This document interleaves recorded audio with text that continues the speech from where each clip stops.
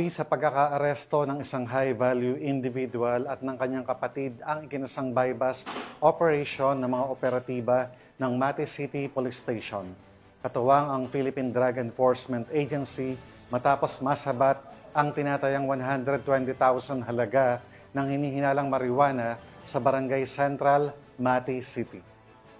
Patuloy naman na pinag-igting ng kapulisan ang kanilang kampanya laban sa ipinagbabawal na gamot upang matuldukan ang operasyon ng mga sindikato at mapanatili ang kapayapaan at kaayusan sa lalawigan.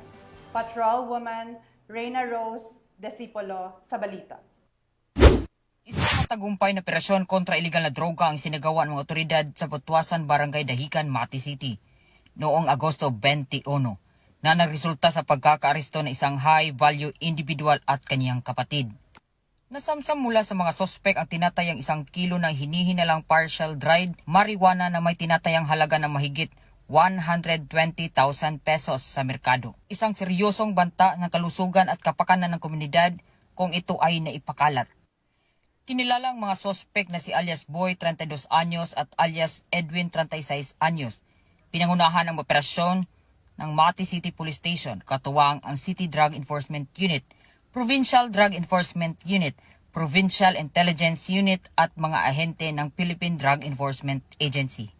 Isang undercover agent na bumili na hinihinalang marijuana mula kay Boy gamit ang markadong 200 pesos matapos ang palitan agad na dinakip ang mga sospek.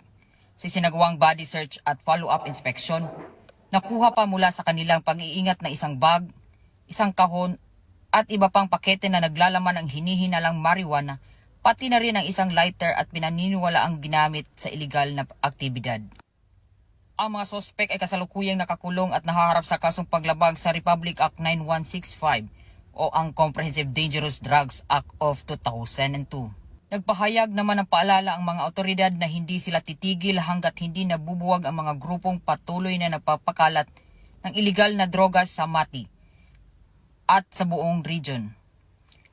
Panawagan din nila sa publiko ang aktibong pakikiisa sa pagbibigay ng impormasyon upang mapanatili ang kapayapaan at kayusan sa komunidad. Dito sa Police Regional Office 11, ako ang inyong PNN correspondent, Patrolwoman Reyna Rose Desipolo, alagad ng batas, tagataguyod ng Balitang Pulis.